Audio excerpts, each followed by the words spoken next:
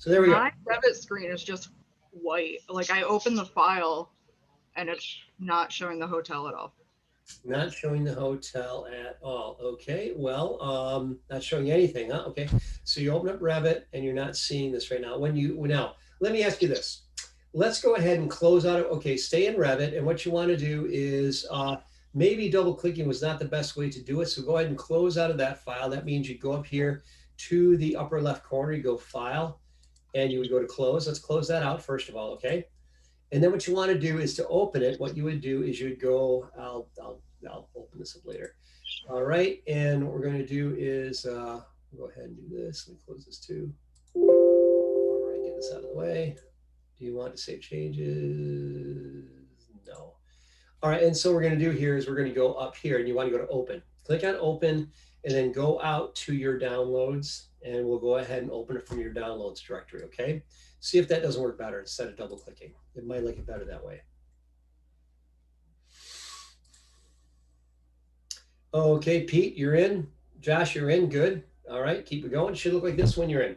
And so, yes, if it didn't work by double clicking, just go ahead and start Revit separately and go to Open. Brooke, you're good to go. Very good. Andrew, you got it. Lisa, you're loading. Good. Robert, you're getting there. Okay, good. Everyone's getting there. That's great. And James, what maybe we could do tonight, James Campbell, what we could do is maybe after tonight, we could go ahead and we could kind of try that again. I'm not sure what else to try, but should have worked last week. I think we got it most of the way yesterday. So we'll, or last week. So we'll see what we can do. Okay. All right. All right, Robert, Michael, good, good. Okay. Let's give you guys a couple more minutes and we will get it from there. Okay.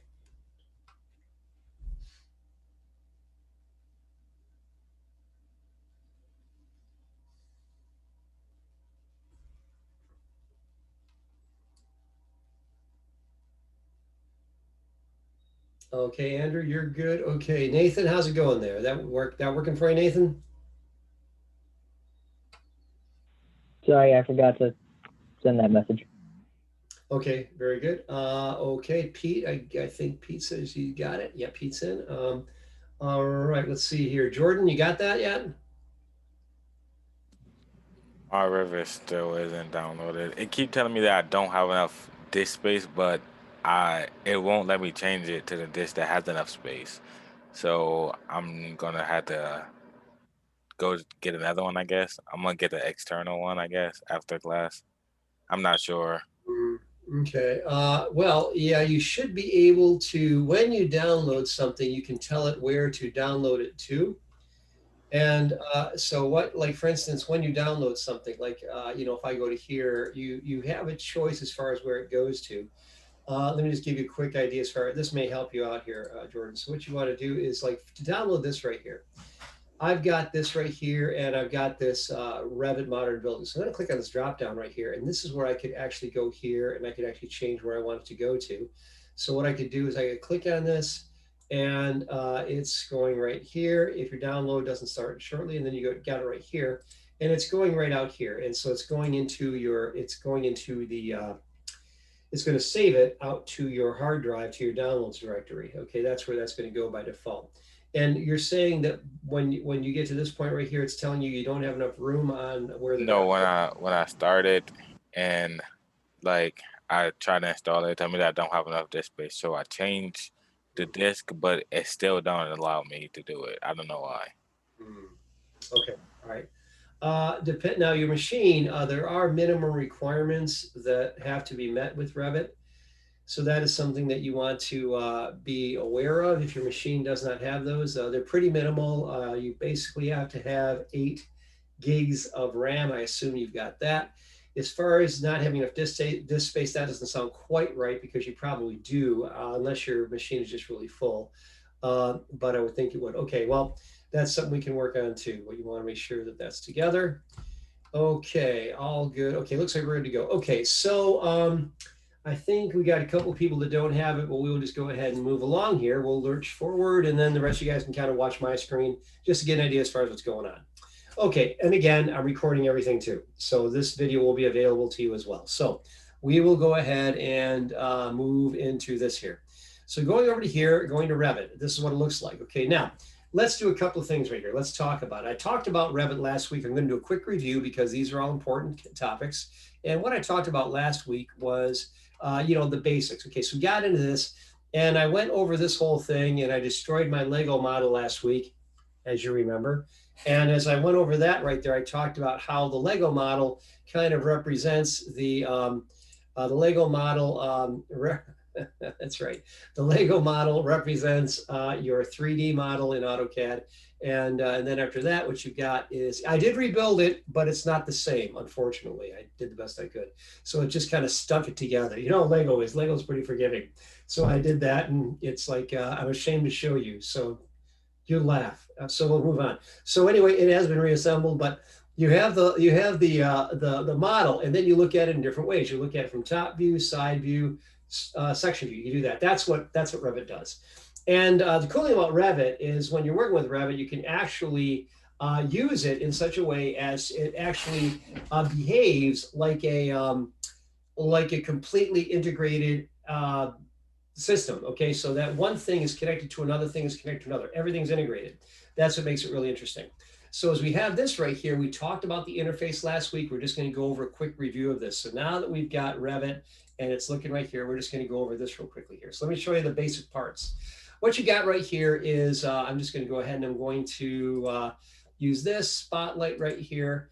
And then I'm going to close out let's use Spotlight. Okay, so Spotlight it is. Okay, so Spotlight, you see a little red thing here, a little red highlight. And what I'm going to do is I'm going to go here and talk about this section over here. This is your properties. Okay, your properties is right here. This is where the particular specific attributes or properties of the view are determined. Okay, and we'll get to that. And then down here's your project browser. This is how we're able to go ahead and see other things that are available. This is how you'd actually go ahead and see other things. This is where we go ahead and make that happen. So down here you got these other different elements. So that's what you have right there. Up here you got your ribbon and other things. But right now let's just go here. Right here it says floor 1. You've got your floor plans here, and you see floor 1. Let's just double click on that. We'll double click on floor 1. Okay, it looks like this. This is floor 1. Now, when you go to floor 1, got to keep up with the chats here. Okay, James. Okay, you got it. James is good. Okay, you got that there. Okay, very good.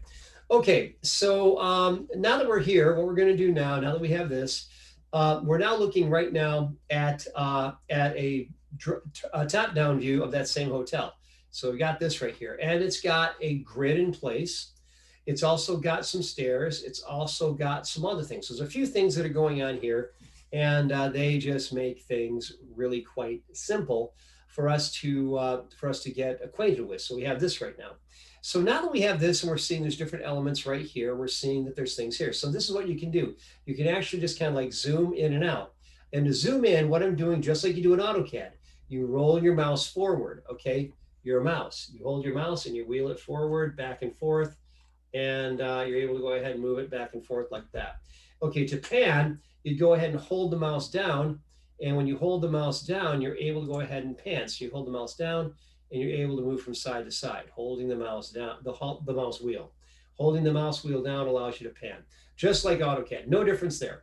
So now that we see that, now we can see that as you look at these different things, there are different elements. Go ahead and zoom in to this, go ahead and roll up to reception, the reception office right here. And you got this right here. This is actually a door. Click on this door. And when you click on that door, it actually gives you information over here. And it tells you what kind of door it is, okay? So we click on this 103. What kind of door is it right here? Single flush. Yeah, single flush. And what's the size? 36 by 80. Yeah, 36 by 80. So that means 3 feet by, what would that be? 7 feet, 6 inches? Yeah, 6 feet, 6 inches. 6 feet, 6 inches, or 6 feet, 8 inches. And so that's what that would be. So that's the size of that door right there. Now, let me show you something here. You see these little arrows here? These little arrows allow you to change the configuration of the door. So over here, you got this arrow these arrows right here, they're flipping in or out. Click on that and it flips the door that way, okay? I click back over here, flips it back that way. And then if I want to change the door swing right or left, I can click on here. This is how we go ahead and do that. should be able to go ahead and configure this. Okay, now I'm going to show you something else that's really interesting here. You see this right here, it says 2 feet. That's what's called a temporary dimension. Watch what happens when I click on it. Go ahead and click on it. When you click on it, it turns blue, and it's editable right now. So guess what? Let's say we wanted that door, instead of being 2 feet away from the wall, we want to be 3 feet.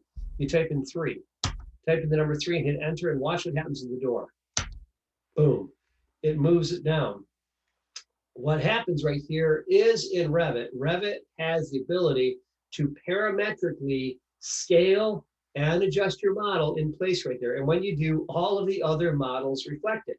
So it happened here. That means if we look at it in any other view, that will be reflected. That change in that Lego model will be reflected everywhere you take a look at it. It's immediate. It happened right there. So that's what we did right there. That's how we went ahead and made that happen. So let's go ahead and click on that one more time. I'll click on the 3 feet again. I'll just go ahead and change it to 2. Notice I don't have to put in the foot symbol because Revit is understanding 2 means 2 feet. So I hit my enter key, boom, it's 2 feet, and I'm back to where I was. So that's how we go ahead and do that. So this is how we begin to work with this. So we can see right here with this editor right here, I can go ahead and change this to be single flush. I can make it larger or smaller. So let's say I want to make it smaller. I could go down here and choose 24 inch by 80. Now watch what happens to the door. Watch what happens to the door when I click on this. I'm going to click on this and this will happen here. The door just got a lot smaller, okay? This is how you're able to model different elements and change different parameters, okay, as you do this. So what's happening right here is your properties allow you to go in and with very little effort, enhance your model, edit your model, adjust your model, so it reflects what actually you need to, what actually you want to see built. So that's what you have right there. Yeah. I already like built a basic house in Revit because I was just curious. Yeah. It looks like they only have like this door. Like they wouldn't have like French doors or something, like the side by sides. Yeah, well, there actually is. There's actually, those are called double doors. And let me just show you something here. Like in this one, if I go down to here and take a look at it, I could go ahead and scroll down here. And I've got down here, I got a sliding 2-panel door. And then down here, I got double flush doors down here, double glass. See that right there? I don't know if I have those. You might not. You might not. If you just use the standard template, you probably don't. But you can always add content. We're going to get to that. But no, Okay. you're not limited. You're not limited. You can load up anything you want to. If you want to go out to like a door manufacturer or a window manufacturer like Armstrong or Pella, you could actually go out there and download actual Revit families and use those. And that would be directly related into your particular project. You actually use real dimensions from those. Does that make sense? Yeah, thank you. Yeah. So you do not have a problem there. That would not be a problem at all. Okay, so good. You guys are doing great. And so now that we've got a basic idea as far as that goes, and I'm glad you went ahead and did that. That's awesome. And so we'll go ahead and take a little further look here. So let's just do a little bit further look. I've actually got a little bit of a thing I go through here when I talk about this. I like to just kind of like go through a little bit of a tour here of Revit. I use a little bit of a script to go through this to make sure I can kind of cover these things and to make sure you guys are seeing them. So you have that, and then let's see here. Okay, so we did that. Okay, next what we're going to do is this. What we're going to do right now is we're going to look at a couple of views here. So to do this, I'm going to go ahead and I'm going to go down here, and where it says floor 1, I'm going to click right here under floor 1 furniture plan. Double click on floor 1 furniture plan. And when I do this, I take a look at it, and you'll see that this view has furniture in it. It doesn't have the grid information. It doesn't have the tags. All it has right here is the furniture and some other information out here. It's actually got some trees and stuff. So we got that going on there. So that's happening right there. So this is when you take a look at it that way. I'm going to take a look at the floor 1 life safety plan, which is right here. So double click on that. And the floor 1 life safety plan looks like this. Okay, so now I've got 4 different views open. I'm going to show you something interesting here. If I wanted to see these all side by side, that is what is known as a tile view right here. So to get that to go ahead and do a tile view, I'm going to go ahead and type in TW, and did I like it? Let's try it again. TW. Nope, didn't like that. So let's see here. So because it didn't like that, we're going to go up here and we'll go to the view. Up here, you can go to view. One of the items on your ribbon right here, you can go to view. And then at the far end, we're going to go here. You're going to choose tile views right down here. So you click on tile FWT. I typed the wrong thing, WT. Now, when you type in WT, you're going to see that each of these now has its own window or it's a tile view. So WT, I got that wrong. So you type in WT, now you're seeing this here. Now, to zoom all of these at once, you can just type in 2 letters, ZA, type in ZA, ZA, boom, they all zoom out, okay? Now at this point, I'm seeing them all. That is how Revit works. So Revit is now showing me all of these different views and I can see them all at once. Now, do I want to see them all at once? I might not, okay? But there's times you want to go through this and take a look at these things. So that's something that you have right there. To return this back to where I was, I could just go right back here and choose tab views. Tab view would be TW. Okay, so I can go to TW. When I type in TW, it's going to go ahead and make that a tab view right there. And then once I've got that, I could go over here and choose floor 1. I want to be on floor 1. And then again, to zoom to extents, I could double click the wheel on the mouse. When I double click the wheel on the mouse, boom, we zoom out. So this is how we go ahead and work with stuff.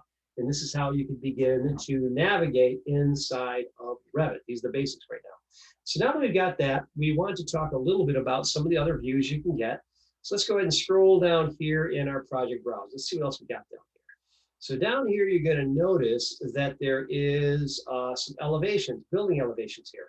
So I'll click the plus sign and I'll see the building elevations. I'm going to double click on east. When I double click on east, boom, it shows me this right here. It shows me this information right there. Then I can actually go here and click on there and I could go to consistent colors and it looks like this right here. So now I've got this view looking at it from the east. That's what it would look like. So this is what the view looks like from an elevation view. Again, taking your Lego model and looking at it from the side. So I have that right there. Okay, and then moving on from there, what we're going to do is let's take a look at north.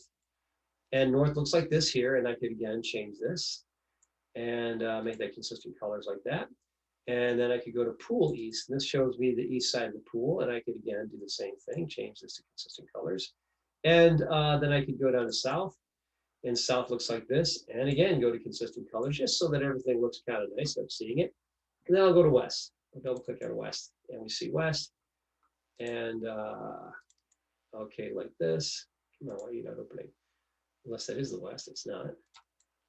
So west looks like this, and I would go here and I would go ahead and make consistent colors. So I have that. So now I'm getting an idea as far as how this works. Now I'm going to show you something else here. I'm going to scroll down a little bit further, and we want to scroll down further, and you got these sections. You got building sections, you got wall sections. So I'm going to go here to this sections for my building sections, and I'm going to choose right here east-west.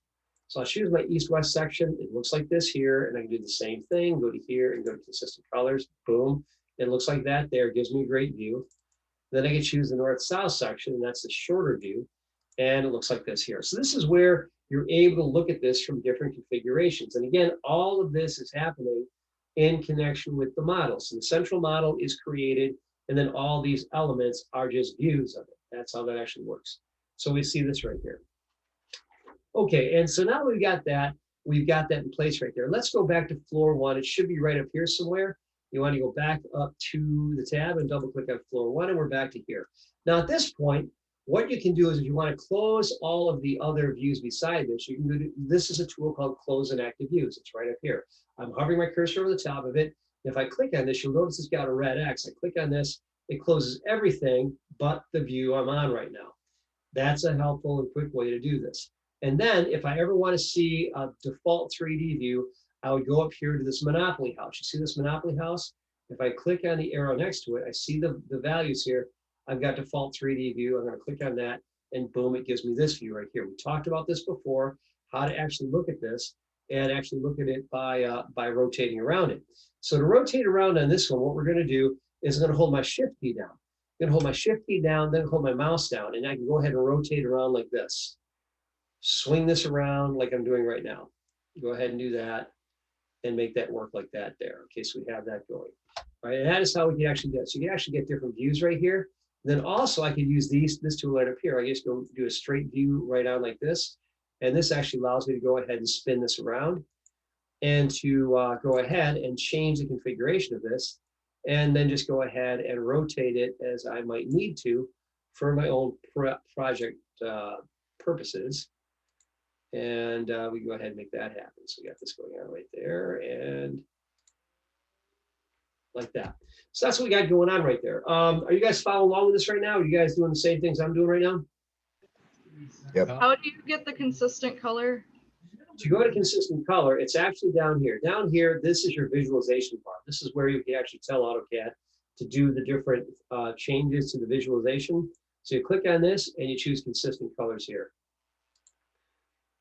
Okay, that is also how you can go to hidden line, which just gives you the monochrome, or you can go to shaded, or you could even go to realistic. My realistic, somehow my brick pattern somehow got compromised, so it's not giving me the view that I want. That it's not giving this right here. When you guys do realistic, you guys are getting a real brick pattern, aren't you?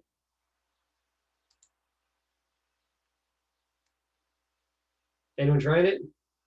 Yeah, mine's getting it. Yeah, okay, yeah, mine's not. But that's, again, I was doing something for a customer. A guy from Australia wanted me to do some Revit work for him, so I was talking to him. He wanted to bring his road show to Texas, and I was kind of trying to work with him. And so I replaced my materials with something else. I got to go back in there, got to fix it. So anyway, that's a different story. So I went ahead and did that. Okay, now that I'm in here, let's go back to floor one. Let's go to floor one. I'm going to show you something really interesting. This is where Revit gets really good. One of the most important things you can do in Revit is this right here. With Revit, if I go ahead and go up to this Monopoly house again right up here, this 3D Monopoly house, and I click on the drop down, I can choose my camera. I got a camera right up here. And right now it's going to show you how to make a camera view right now. As I'm holding this right here, it shows you a video. It shows you how to go ahead and make how to make these work. So there's these videos that are part of the help file right here.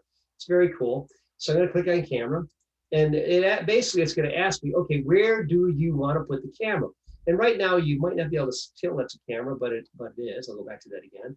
I just dropped it off. So I'm going to here, and what I'm going to do is I'm going to drop my camera right here. And when I drop it here, I'm going to pull the actual view of the camera. You actually have the control of the view. I can go anywhere I want to with it. So right now I'm going all the way around here. I want to go look down here. So I look right down there and I click, and then when I do, boom, you got this kind of a view here. Ain't that pretty? And what I'm looking at right now is I'm looking down into the atrium, this first floor atrium type area, and this would be a place to sit and to go ahead and make this happen right here. So I've got that going. And looks like I just got an email from Monroe Community College, okay? And I know I just did, because that's what it sounds like. So let me see if a student is having an issue. Sometimes that happens. All right, we'll get that going. And let's see here, make sure we're all doing good here. Make sure no one's having an issue being left out here. 1 second here. Okay, let's see what we got. Okay, I think we're okay. All right, I think we're okay. Very good. All right, yeah, we're good. And let me just make sure we don't have anything else that's happening here. We are good to go. Okay, very good. All right, so what you got right here is I got this view. Now, let's say I wanted to see this with a shading. I can go to here and I can go to realistic. And if I click on realistic, this can go ahead and shade this with realistic properties, okay, with whatever properties it has in here. So you go ahead and do that. It's going to look like this right here. You got realistic. It's going to look something like that. Yours may look slightly different because again, I've got an issue with my materials. Or you could actually go here and choose just consistent colors, and you got that right there. So you have your ability to go ahead and change these. But at any time, you're able to go ahead and change this. Okay, so I'll leave it at realistic. Now let me show you something else here. You'll notice that I'm looking right here at about eye level. But let's say I want to be higher. Let's say I want to be higher and kind of look down. Okay, I could do that. How would I do that? Well, I'm going to tell you how you do that. Over here in the properties here, this is where I can change the view properties. Now, what you're going to see right here is if I take a look at this, you'll notice I've got right here eye elevation and target elevation. So I can change my eye elevation from 5'6" to 12 feet. When I make it 12 feet, watch what happens. It goes ahead and it takes it, and now I'm looking down. Kind of cool, huh? So I can go ahead and do this. I can go ahead and say, oh, I'm going to be up here. I'm going to look down. There's times you might want to get that kind of a view, and that's how you can go ahead and do that. So you can actually change these things.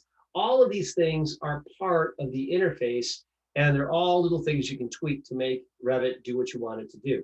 So I'm just showing you some of these things to give you some familiarity of it so you're not intimidated by it, because there's a lot of cool things you can do. Revit is a cool program. Shows you a lot of things that you can do here. Let's see what else. Did I miss anything? We're doing good. We're doing good. Okay, yeah, that's pretty much what you want to have there. Okay, and that's what you got going on right there. And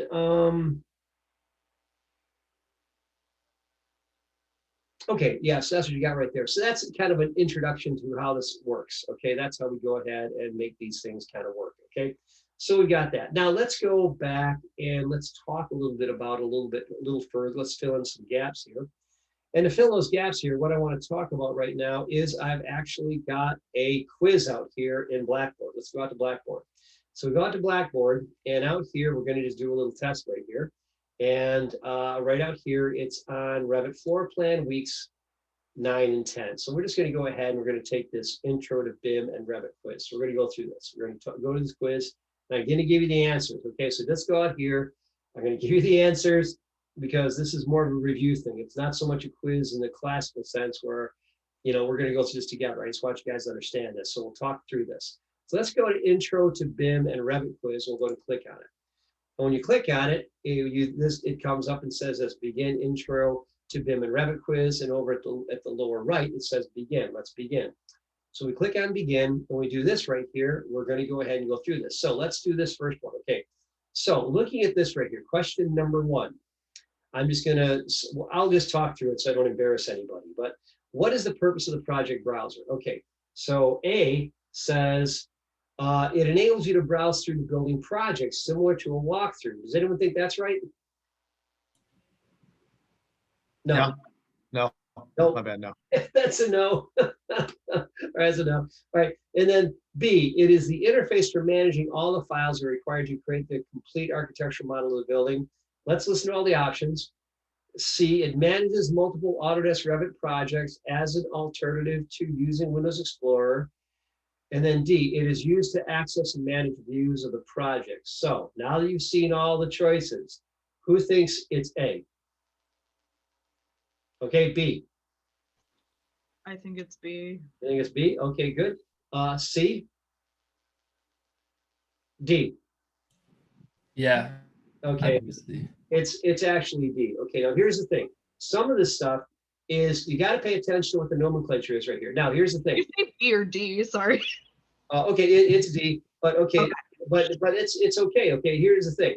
Because actually, I can see this is actually kind of a question that actually, this actually presupposes a little bit more knowledge of Revit. You guys just, we're just getting right into it right now, but it is the interface for managing all the files that are required to create the complete architectural model of building. And you know what? That sounds right, except for one thing. There's only one file.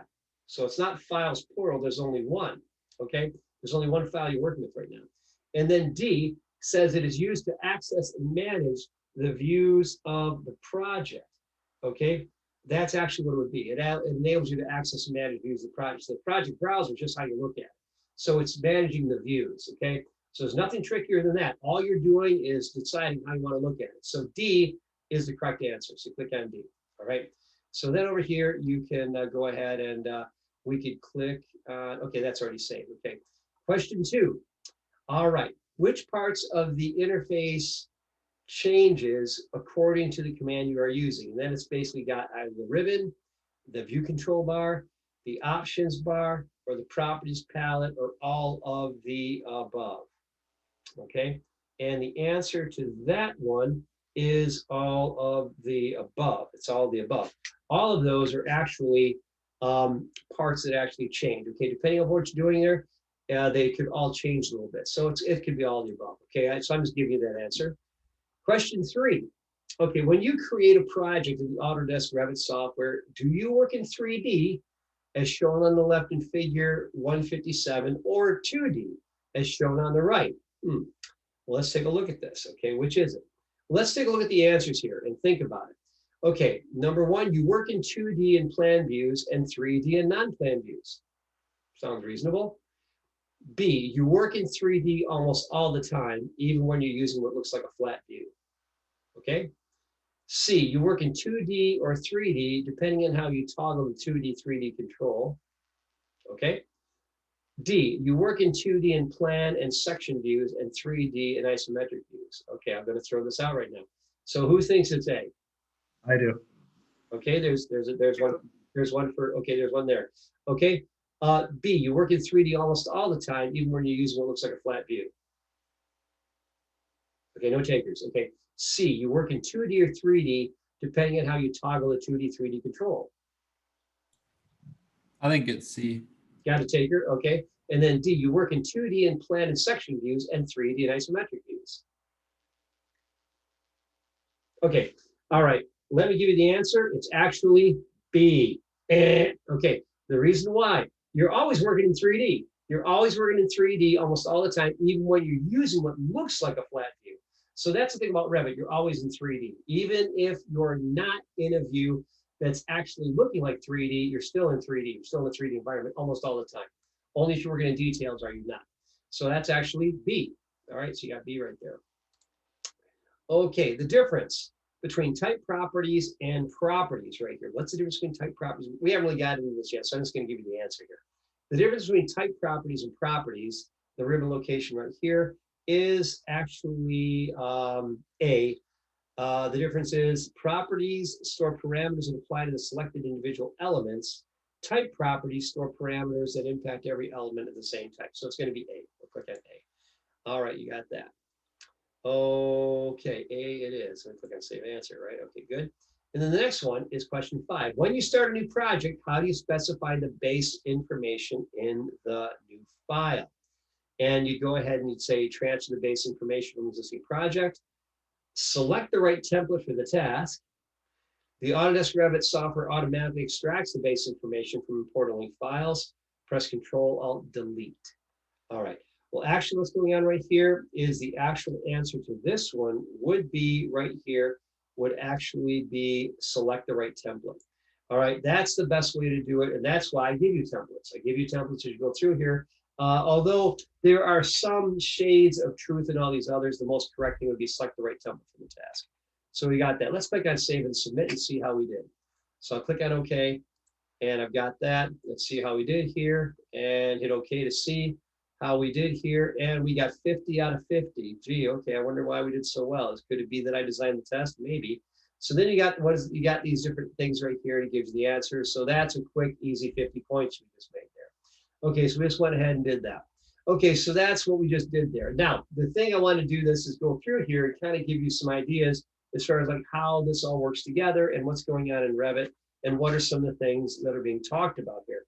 So we went we kind of went, you know, we kind of skimmed the surface right now. Now we're going to go a little bit deeper.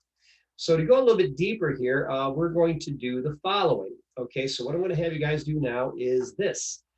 We are going to do, let's see here. Let's go back over here to Revit. And back over here to Revit, we began to take a look at this and see some things you can make right here.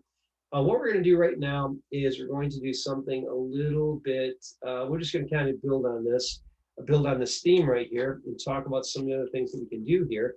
And we're going to do a little bit of sketching and editing. So let's go back to here. Let's close out of this. We'll go to File, and we'll hit Close. And as far as saving anything, you don't need to save any changes. Don't need to save any changes. You can just go ahead and leave that alone. Okay, now what we're going to do is we're going to go and we're going to open up a file called Simple. Actually, this one, we are going to start a new project. So we'll do this one together. So to do this one, we're going to go and we're going to do this. So let's go over here and click on New. You see where it says right up here. Let me just kind of make it clear here. You got models right up here and you got families. We want to make a new model. So you click on New. When you click on New, this pops up right here. And this is where you can actually put in a new project of some kind. And this is where you can choose a template. Don't just go clicking on stuff. You see it says Imperial Construction here. You want Imperial Architectural. The reason why you want Imperial Architectural is it's more simple, okay? Let me stop for a second here. You don't want to use the construction at this stage. It will just have things that will confuse you right now. It's not a bad template, but for what I'm going to do right now, you want to use Imperial Architectural. Imperial just simply means you're not using metric, you're using feet and inches. So you choose Imperial Architectural and you click on OK. When you click on OK, it brings you into a view like this. And now this is where this starts to get good. This is where we can start to draw some things. Okay, so the first thing we're going to do right now is we are going to draw a rectangle. Now, I went through this last week. We're going to go through it again. Now, what I'm going to do is going to show you how we begin to place information in here. So the most basic element of when you're working in Revit is the wall command.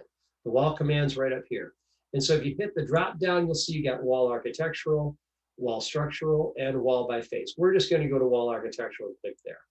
Now, when you click on that, you're going to notice that you got a wall here. What's the name of this wall right here? What's the name of that wall? Basic wall. Mm-hmm. And how thick is it? 8 inches? It's an 8-inch wall. That's exactly right. Now, let me show you something else here. Let's decode this a little bit. Let's find out what else is going on. So if we take a look down here in the properties, we can actually find out quite a bit about what we're going to draw here. First of all, the base constraint. That tells us where the bottom's going to be. So what's the bottom of this one going to be? Level 1. Level 1. It's going to start at level 1. Okay. Then the top constraint. It says it's unconnected, meaning it's not connected to a level, and the unconnected height is 20 feet, okay? So it's gonna go straight up 20 feet. That's what's gonna happen right now. Now let me show you what I mean by this. When do I talk about this right here? What do I mean? Well, I'm gonna go to my elevations here. I'm gonna double click on east right here so you see what I'm talking about. Here are your levels. You got level 1, which is at 0 feet, 0 inches, and level 2 at 10 feet, okay? That would be appropriate for a residential house and for some light commercial. That would actually be appropriate for those. So that's what that looks like right there. That's what we're looking at. So back to level 1 right here. What we're going to do right now is we are going to continue on with this, and we're into this wall right now. And what I'm going to do right here is I have a few different choices here for how to draw that wall. Okay. And one of the choices I have right here is it's all located right up here. You'll notice I can make a line, which means I can just draw line segments like as if I was drawing a polyline. I can make a rectangle or a polygon or a circle, okay? Or I could make an arc, you know, because sometimes you got to make curved walls, or a filleted arc or an ellipse, or I could actually pick lines that are actually out there. So that being the case, I'm going to use rectangle. So watch this. I choose rectangle. So I click on rectangle. I then have a choice. Where do I want my location line to be? Do I want to draw from center line to center line? Do I want to go from exteriors? Let's take a look at my choices here. I've got wall center line, core center line, finish face exterior, finish face interior, or the cores. Now, when it says core, who has an idea as far as what that might mean when you're drawing a wall? The exact center of the wall. The center of the wall, actually properly though, it would be the center of the core. And if you're, like right here, I've got a residential wood framed wall. The core of a wood framed wall would be what? Those who've done some construction. What do you use to make a wall, and what do you hammer your gypsum onto? Wood. 2x4s. 2x4s, studs, okay? So your core is a stud in this particular case. Okay, so you can have a wood stud, you could have a steel stud. You could also have block, okay, concrete block. You could have CMUs, concrete masonry units.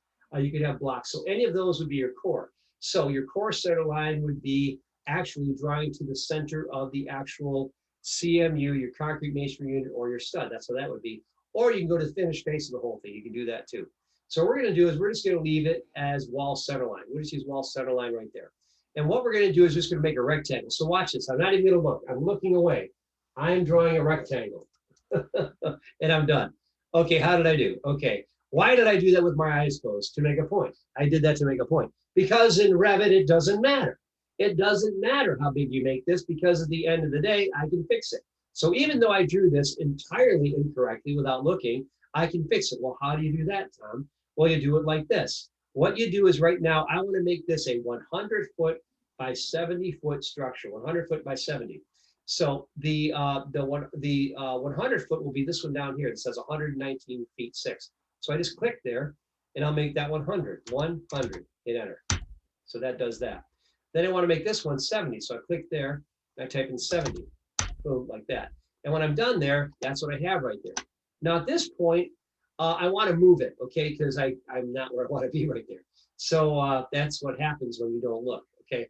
But I'm going to just go ahead and move this real quickly. And to move it, I could just go over here and go to modify. This is where my architectural tools are. I should say my AutoCAD tools, really is what I should say. Your AutoCAD tools are under modify. Now look over here. These are going to look familiar. You're going to say, hey, I've seen that icon before. Well, guess what? You got this one right here. That's your move command. Right here is your copy command, okay? And if you hover your cursor over it, it's going to show you what it's going to do here. These little movies are very helpful. You hover your cursor, it shows you, hey, this is how the copy command works. And it shows you how to copy or to move or whatever else you might want to do. Over here, this one's rotate. You go ahead and hang on this right here. It's going to give you a video and shows you we're going to rotate this. So you grab this and you go ahead and click on it. And you go ahead and pick a base point, and then you are able to take it and you're able to rotate it as we see right there. So you got these different things. Then you've also got offset. We've used offset before. I'll just go ahead and let it show you the video here. We can offset a wall. So in this case, we click on a wall with an offset distance, and it's going to offset that particular distance. So these are different things we have here. So I'm just going to use move. So I'm going to use move. When I click on move, it says, well, what do you want to move? Well, I want to move all of these. So just go ahead and grab them all like this. Well, but you know what? I don't want that. So I'm going to go ahead and what's the best way to do this? Okay, I'll just do it this way. I'm going to go ahead and click on them one at a time. Holding my control key down, I can click on them one at a time. And then once I've got that, finish my selection, pick my point, and I go ahead and pull that up like this. And when I do that, boom, bada bing, bada boom, there it is. Okay, so that's what it looks like there, 100 feet by 70. Let's verify.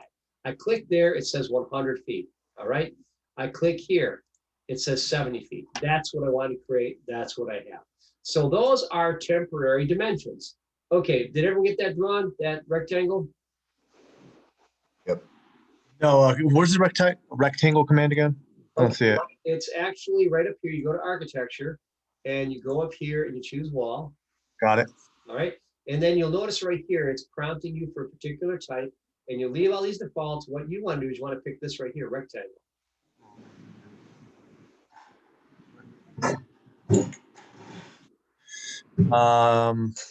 Let me see 1 second. Yeah, I don't have the same commands on the top of my screen. Okay. I have like model text, architectural. All right, hit your escape key. Hit your escape. Okay. And let's try this. Okay, are you seeing architecture at the top here? Yes, So click on architecture first of all. got it.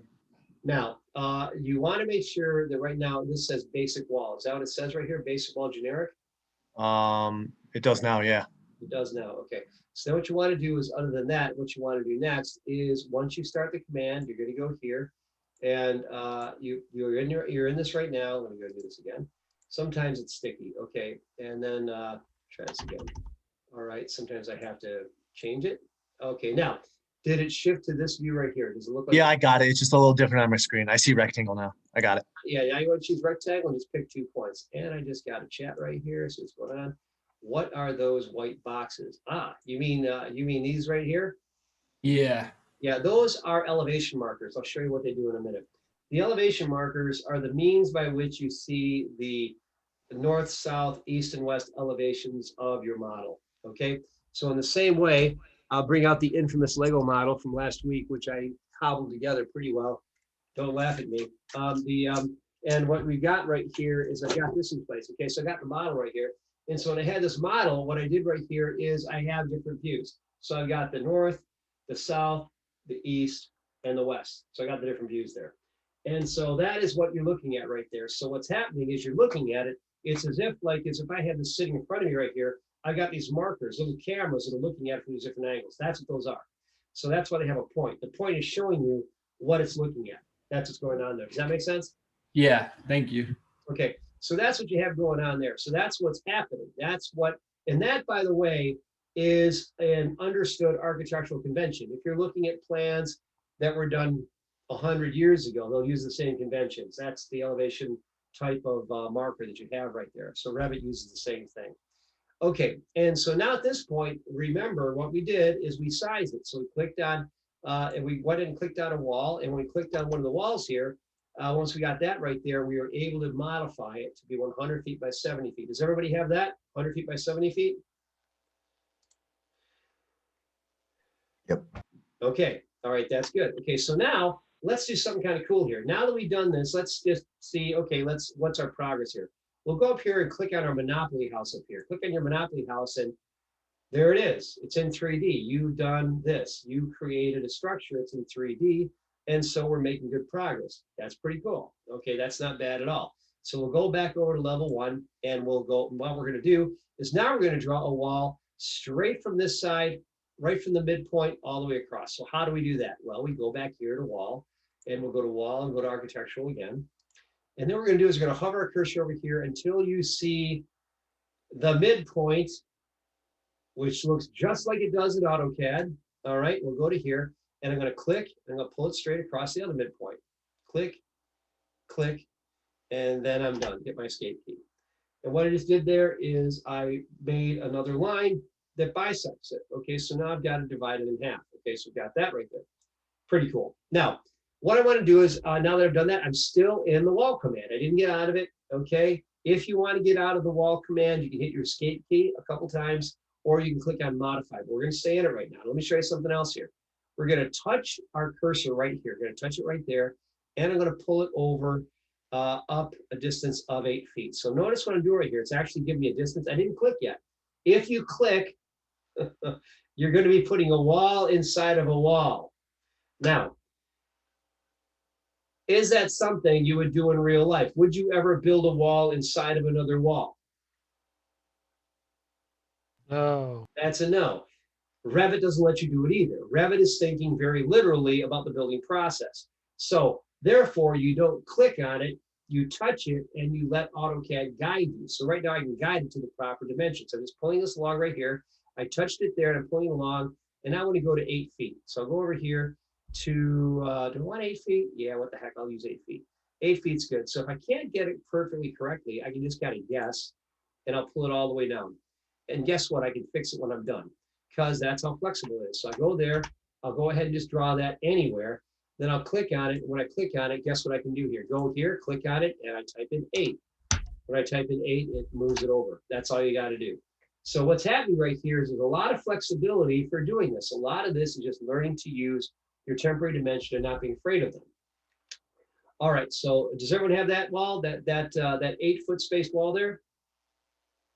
Okay, we'll do another one. And I'm just going to go ahead and pick a random point. I'll just go ahead and start it right here. I'm going to go ahead and do another one. And I'm going to set my wall command again.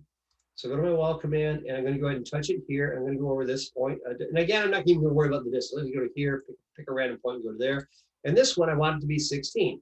So right there, I'm going to change this from 14.6 to be 16. And that's 16 feet. So when I've done that, I've actually got a very respectable looking floor plan going right here. Now I'm going to go back and take a look at it in 3D again. Right here, I've got this tab right here, or I can click it here. They'll both do the same thing. And I go to here, take a look at it in 3D again. Boom, now it's looking like something here, okay? Now we're starting to make some progress, okay? Kind of cool. So we'll go back over here to level 1. And now we're going to put in a door, okay? We're going to put a door right there. So to put in a door, well, how do we do this? Well, to put in a door, we go over here, and there is on the architecture ribbon, there is on this panel rather on this tab, a build panel, and we want to go to door. So click on door. And there is our single flush 36 by 84 inch door. So we can go ahead and use that. I can go ahead and take it, and I'm going to place it right along this wall right here. I'm just going to take it, I'm just going to kind of drop it on the wall right there. And notice what it did right there. It automatically adjusted it into a particular position, and it cut the wall. Pretty cool stuff. So I'm going to go ahead and hit my escape key, all right, just to show you how this works. And now I've got that. You hit your escape key to end your command. Now I'm out. I'm not in a command right now. Nothing's happening right now. So to make something happen, I click on the door. Well, now when I click on the door, I'm able to go ahead and continue on with my process. So what I want is I want this to be 3 feet away from the wall. So I'll go ahead and type in 3, hit enter. Boom, it does that. And that's how I can go ahead and move that. So your temporary dimensions are a lot easier than AutoCAD. They're a lot easier than in AutoCAD. So there's a lot you can do here that's actually very, very interesting. Okay, so you got that going on right there. You guys are killing it. You guys are doing great. And now what we're going to do is we're going to do one more wall, and we're going to make it in a circle. Oh, by the way, any questions about that so far? Okay, let me back up here because I just made a mistake, and I want you guys to see the difference between if I do it right and if I do it wrong. So first of all, I put this door in right here and I really don't want it to be there anymore. Well, what you can do in Revit is the same thing you can do in AutoCAD, which is right up here. You see this right here? Who's got an idea as far as what that might be? Well, it says undo. Yeah, so- there you go. Okay, that's your undo. You see, I told you guys before, whenever I ask questions, there's softballs over the plate. I'm not kidding. I mean it. If I ask something, you know the answer. I'm just trying to keep conversation going. So we got this. We'll hit undo, and we'll hit undo until that door goes away. Okay, now the door is gone. Okay, so I hit it twice. The door is gone. So you should have the door gone. Now again, when you're working in AutoCAD, you always want to be mindful of something. Let me just kind of stop this. I'm talking to my son about this today. My son is kind of reaching a point where he started working with Revit and so forth. And here's one of the things that's going on about it. When you're working with Revit, Revit is always going to be in gear. It's always going to be doing something, okay? I shouldn't say it's in gear. It's always idling. So it's kind of like a car, okay? And does anyone out there drive a stick? Anyone drive a manual? Yeah, I do. Oh, all right, very good. Okay, not too many of us left around. Okay, yeah, I started driving a manual when I got married because my wife had a manual Ford Escort, you know, so I learned how to do that. And my son had a Jeep. That was fun. That was a fun ride. Anyway, getting away from that right here, when you are working with any kind of vehicle, not just a stick shift, but any kind of vehicle, what's going to happen is when you start it, it's going to be revving. It's going to be idling. It's going to be ready to go. That's what Revit's doing. Right now, it's running. It's waiting for something, okay?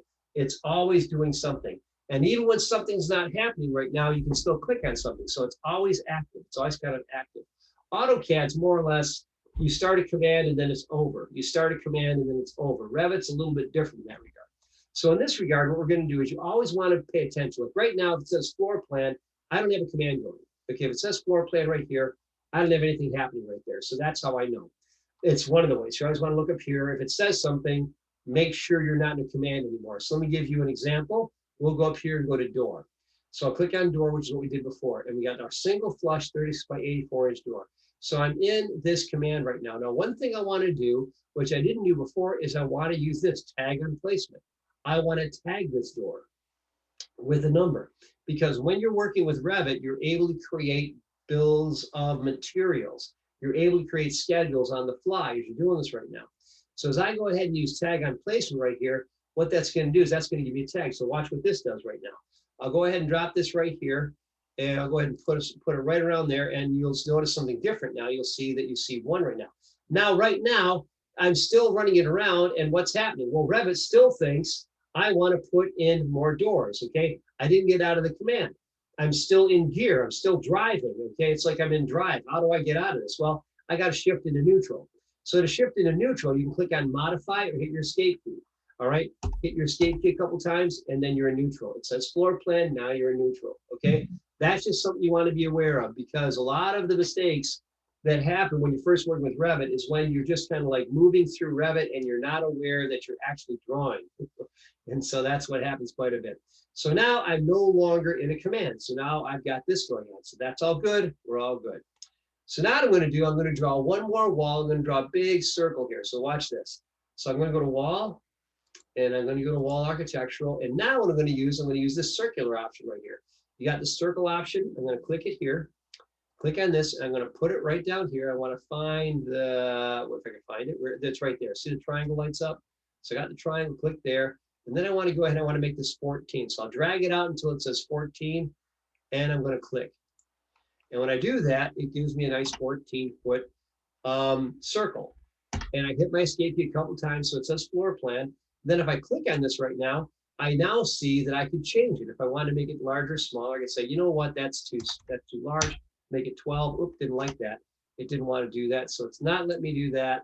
So I go here, and it doesn't want me to edit that, does it? Nope, doesn't want me to do that. So you can't change the radius because it's already in there. So we can't change that one. So there's some things that Revit's going to crow at you about. So if that's the case, you just got to edit a different way. So 14 was good. We're good to go there. If I didn't like it, I can just go ahead and delete it, and delete it here, delete it there, and that's gone. And then I can try it again. Go to wall, architectural, and go to my circle, and just go to here and go out to there and find this and pull it out again, and just type in 14 to make sure it's 14 feet. Hit my enter key, and that's how you go ahead and do that. So that's what that looks like. Then let's take a look at it in 3D. Again, it's our little Monopoly house. You can click on it right here. But since I've already opened up the view before here, I can find it right here. So I click there, and that's what it looks like. Now that's looking like something. That's looking pretty sharp, okay? So now we're starting to get a little bit of understanding about what you can do with Revit here. Kind of cool, and that's how we go ahead and make that work. So you got that going on right there. And then if you want to, just to kind of give yourself a little bit of realism there, you can go to realistic colors and it shows you that right there. And that's what we're working on right there. So that's what we have right there. Okay, and we're just going to pause just for a couple minutes, just because I realize we're a little bit over. Let's just take a couple minutes, a little bathroom break, get a drink.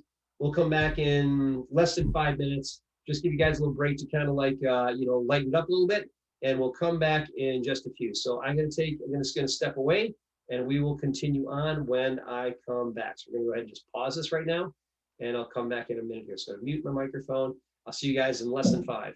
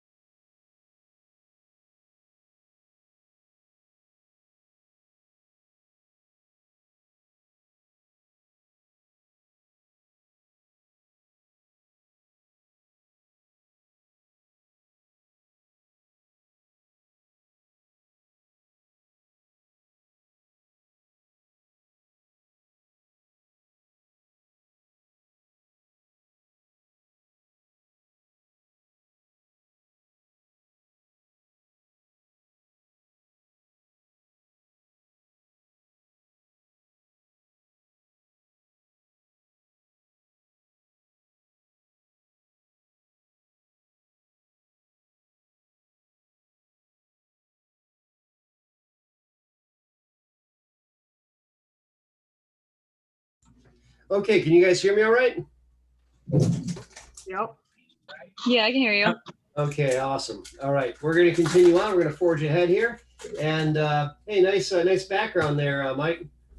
Thank you. Hey, is that the one? Did I show you guys? I had that one too before. Did you see that? Yeah, you talked about it last week, so I put it. Yeah, I told Yeah, you. that's wild. That's clever. Yeah, it's the Trinity long haul. I've actually Yep. got it too. It's actually, hey, you got to, give the people what they want. So I've actually got mine right here. I got it somewhere, and yeah, I got mine right here too. So I'll go ahead and do the same thing. So we're kind of in the same location, opposite sides. So we're doing well here. So what the heck? Why not? And so I actually found that one, and now I'm in the Trinity Hall, the long haul, and we're taking a look at this right now. Okay, so moving on through the process here in our highly cerebral environment, we will continue on and in the Hall of Learning with Professor Ant. Okay, so we've got here right now. So we got nice background. Okay, very good. Yeah, sick background. It's awesome. Yeah, very good. Okay, very nice. Okay, so that's what you can get, and you can look it up for free on the internets. On the information superhighway. It's out there. For the taking. And so yeah, you can go ahead and do that. So anyway, so what we just did there is we went ahead and did that. Okay, so now we're just going to do a little more tweaking, and then I'm going to cut you guys loose and let you take, you're going to make your own for next week. So I have to show you a couple more things here. Got to show you a couple more things. So the couple more things are these. First of all, we saw how to put in door, how to put in a basic door. Okay, so we're going to do a little bit more now. So we're going to close out of this. So to close this, we go to File, and we're going to go to Close. File, Close. Do you want to save changes? Yeah, you know what? We're going to save the changes. Let's go here, go to File and Save As this time. File and Save As. And let's just save this someplace, on your desktop or something so you don't lose it.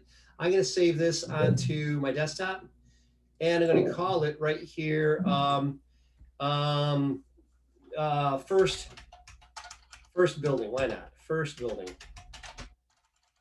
Come on. All right. FIRSTBUILDING. First building. And we'll save it. And we'll go ahead and leave that alone. Then we'll close out of it. Okay. We'll close out of it. File and close. Okay. That's just how you want to do stuff. So then when you're done, you're out of it. You're out of there. Okay. So now once we've done that, what we're going to do, in addition to that, we're going to go ahead and move on here, and we're going to do the next thing. And that is going to be to download a file to continue to work on. So that's what we're going to do right now. So back out to Blackboard. And one thing I will say about this, it's made my job a lot easier. Since I built all this Blackboard content, it makes it really easy to go back and forth. Have you guys found, are most of your classes pretty much Blackboard based right now, or is this one of the more Blackboard heavy ones? All content from every class I have is Blackboard. The whole thing. Okay, very good. I wish it was. Agreed. Has this been pretty easy? Has this been pretty easy to navigate? Pretty predictable? Yeah. Yes. Okay. This is the most organized class I have. Yeah, me too. Okay. Oh my gosh, Yep. me too. Oh, great. Okay. Yesterday, my class was 2 minutes long. Nobody had any questions, so we all left. All right. Hey, anyone want to do that tonight? Kidding. All right. No. Yes. We got stuff. We all do. I told you I've been working all day myself. I too am a working man. This is my one fun class. Oh, well, all right. If that's what I go for. The thing is, to me, what's the old saying? Haven't you guys seen the movie Mary Poppins, the original one? Yeah. Forever ago. Is that it? Okay? Okay. I saw it. I'm old enough to tell you this right now. I am from Detroit, and there was this theater in Detroit. You can look it up, called the Redford Theater, and we lived about a couple miles away from it, Grand River and 7 Mile. Okay, for those that know anything about Detroit. But anyway, the Redford Theater was not far away from it, and I actually, the very first movie I ever saw was Mary Poppins in the Redford Theater when I was I think I was still sticky with Afterbirth. I mean, it was pretty early on in my life. Okay, but anyway, I was a young little whippersnapper, and I was like 3 or 4 years old. It had to be 3, and it was actually I saw the Mary Poppins. I remember that right there. But anyway, here's one of the things. Here's one of the quotes from Mary Poppins: "Work that's fun is work half done." All right, work that's fun is work half done. Why? Because when work sucks, it makes it much more difficult. But if work's at least fun, you find a way to make it fun, then that's easier to go. Okay, deep philosophical content, tonight. Okay, that's what's going on. We're hitting philosophy tonight too. All right. First theater movie was Lion King. All right, all right, all right.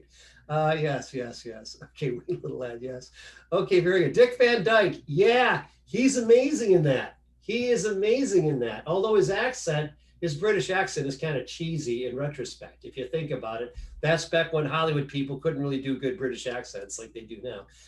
First, Phantom Menace. All right, very good. Jurassic Park. Okay, very good. All right, I see that.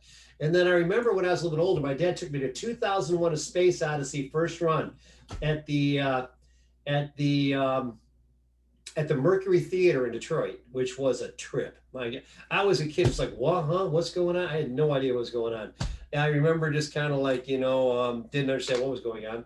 I remember there was a toilet scene where the guy didn't know how to use a toilet. I remember that's about when you're a little kid. That's about as far as you go with this stuff. But anyway, that's about it. Anyway, we'll move on from that. So work that's fun is work half done. So that's part of my goal, is to make this a fun class, to make it enjoyable, and to make it something that you can actually kind of grab onto a little bit. So, and actually what you're learning right here too are skills that I've been in the industry a long time. I'm not going to boast. I don't make boasts or anything like that. But what I'm teaching right now are the pure skills that you need to get employable and actually do work and get paid for it. That's what I'm showing you. How do I know? That's all I'm looking for. That's what you're getting. And there's more than this. And this is the other thing too. You get a bonus with me because as a teacher, I love teaching and I got all kinds of content. So if you want to learn more, I'll keep on feeding you information. I've got all kinds of stuff. I got all kinds of free content. I got lots of stuff I can get into your hands. So if you're interested in learning more, either AutoCAD or Revit, I can give you more than this, if that's what you want to learn. Okay, so James is working on something. Okay, cooking something up. All right, good. We've unleashed the Kraken here, I'm afraid. Okay, so we're going to move down here. And what we're going to do is we're going to go down and we're going to go to, let's see, we're going to go down here to Revit Simple Building 1, I think is the one we want right here. Simple Building 1, is that the one we want? I think that is the one we want. Yeah, and the reason what we're going to do is we're going to open this one. Yeah, we're going to download this one. So click here and download Revit Simple Building 1. It's going to come down here. And what you're going to do is the same thing. We're going to go to Revit and we're going to open up Simple Building 1. So let's do that. Go back out here to Revit and you're going to open Simple Building 1. And it's going to be essentially the same type of information that we just saw. So we'll go to Simple Building 1, which looks like this right here. We open that up and it's going to look just like what we just made. Ooh, okay, doesn't like something. Doesn't like something. All right, what doesn't it like? All right, let's go ahead. Cancel out of there. What doesn't it like? Oh, that's not good. That's not good at all. Display error. Did anyone else get that error? Mine open. Everyone else open. Okay, let me see what I can do here. Okay, so I'm going to go ahead. I'm going to go ahead and I'm going to close out of there because it didn't like that. Let me see if I can. I can always open it another way, but that's okay. I'm trying to just go ahead and get this to open. All right, doesn't like it. So we'll close out of there and try it again. So I'm going to file, close, if I can do that. Close out of this. Let's see if we can't make it work. Exit Revit. I'm just going to get out of Revit entirely and we'll open it back up. See if we can't make it enjoy this process. Okay, we don't want to send a report. By the way, for those of you that are interested, the new Autodesk titles all come out in the next month. That means AutoCAD 22 is going to be out in the next month. Revit 2022 is going to be out in the next month too. They're all coming out. So we're going to go to, let's see if we can't open this one. How much is Revit on its own? There's Revit and there's Revit LT. Revit LT is like 45. I think it's like 30 bucks a month. And I think the full blown Revit is like $100 a month, I think. I hate that they do subscription for this stuff now. Yeah, I know. Well, hey, you know what though? You're a student. It's free for you. So milk that. For a year. Yeah, but you get to do another one next year too. You get free. You basically have unlimited student licenses. You'll have one this year, then they want you to re-up it. It'll be another year, then you'll re-up it again. So anytime you're a student, as long as you can present a student ID, you'll be able to have Revit for free. Now, Oh, okay. here's the thing though. Do not ever do commercial projects with Autodesk software. Here's the reason why. If you get caught, they will blacklist you, so you'll never be able to own Revit on your own. And that's a bad thing. So you don't want to do that. So just don't screw with that. I actually know of a guy back in Detroit. I used to work for the second largest reseller of AutoCAD in the country. And what happened is his name was Nabil Sater. And Nabil actually knew this customer, and he walked in one time and he was trying to sell them. They had like a couple hundred people using AutoCAD. And he walked in and said, okay, you got a lot of people who have AutoCAD right here. So I imagine you want to buy a new license. He goes, no, I don't want to do that. And he goes, well, I see all these people are running AutoCAD and don't you need licenses for them? And he's kind of gave him the smile. So he did a little research, and one of the employees said, oh yeah, we're just running one copy on all these stations. Well, he took that and brought it to AutoCAD and reported them. And AutoCAD actually gave him $20,000 as a reward, and then they shut down. What a snitch! Huh? What a snitch! Yeah, it's. But on the other hand, though, it was he was, and I would agree. And I didn't think it was too honorable, but I was like, whoa, $20,000! My goodness.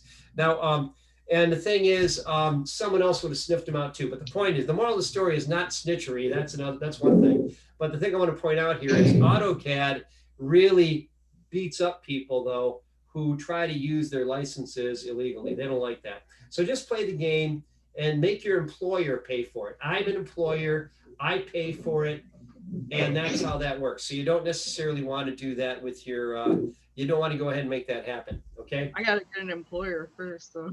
You want to find an employer, yes you do. And the thing is, 20,000, that's a lot, it really was. And this was like 25 years ago. It was even more back then. So anyway, and so you want to do that. I'm telling you the truth, guys. I don't make up stories. It actually happened. And so anyway, now of course he might have been lying or exaggerated the amount, but I did hear from other people. Autodesk did actually reward people who turned in people that were doing illegal. I know they do that. Whether 20,000 is the right number or not, that would be whether that guy told me the truth or not. But that's what I told. That's what I heard. I'll be a snitch for a living. All right, there you go. Capitalism, there you go. Okay, it is what it is. Anyway, but I pay for my own, and so I'm paying right now. I get the full AutoCAD building premium package. That gives me AutoCAD, it gives me Revit, it gives me Civil 3D, it gives me AutoCAD architecture, it gives me AutoCAD electrical, MEP, it gives me the whole shoot and match for $1,100 a year. Drinking beer. So that's about $1,100 a year. So that's roughly about No frats. hello. I'm sorry. Not a problem. About $100 a month or whatever, but it's the cost of my doing business. That's what I do. So we got that going on. A lot of chat going on here. All right, thanks you guys. Okay, so we're gonna move on from here. So now going into this, we're gonna do the next thing, and we're just gonna do a little bit more, and then we're gonna move on from here. So checking this out right now, we talked about this, and what I want to do right now is I want to work with some basic modification tools right here. Okay, so once we've opened this right here, did everyone get this open right here? The simple building one, everyone get this right here? Yeah. Okay, so what we're going to do is for this one right now, we are going to grab the upper top of this wall. We're going to click on that. When you click on it, you'll notice that the top is selected, the bottom is not. That's just how Revit treats breaks in the walls. It doesn't treat the whole thing anymore. It just treats half of it. So once you have that selected, you're going to notice that all these tools pop up. And one of them looks like a red X. That's your delete. You could either just hit your delete key on your keyboard or click on the delete key here, and that gets rid of that. So that's how we go ahead and get rid of that. Pretty straightforward, pretty simple stuff right there. So we got that right there. Now what we're going to do is I just got to make sure I'm staying with these chats right here. And there we go. Okay, so we're gonna go here. So what we're gonna do is we're gonna zoom into here. And what I wanna do is I wanna copy this door, this tag, and this wall. I wanna copy it over to the right. And I wanna copy it over to the right, a distance of 16 feet several times. So this is how you do it. So first of all, I'm gonna click on this wall. I'm still hearing some background noise, guys. So just make sure you're muted or I'll have to mute you myself, which I don't wanna do. I'm catching some, I don't know what that is, but all of us were muted. yeah, it looks like you're all muted, so I'm not sure what that is. Must be a ripple in the force. Okay, anyway, we'll move on. It's because we've got these unlicensed pictures behind us of the long wall, you know, but anyway, we'll move on. So you click on this wall right here, and then you hold the control key down and you grab this. Now notice when I touch this right here, I'm gonna go here and I'm gonna click it right there. So I click on that, and then that turns blue. And then I wanna click on this. So I click on those three items. Now, when I click, yeah, definitely someone's open. It's not me. Let's see here. Are we being haunted? I kind of think so. You know, what's going on here? Okay. Disney's coming. Yeah, they're coming after me. Okay, there we go. Okay, so what do we got here? I don't see anybody. Everyone's muted, it looks like.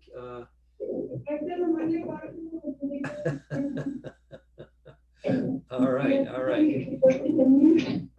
Let's see what's going on here. Let's see if let me see if I can't kind of intervene there. It might be Nathan because it looks like he's on his phone.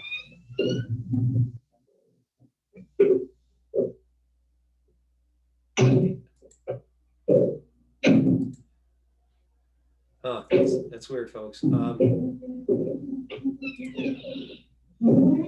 Okay, let's see here. I'm going to have to kind of figure this out here. That's getting pretty distracting. Can you just mute all for now? I guess I could mute all. I could do that. So, let's see here. Okay.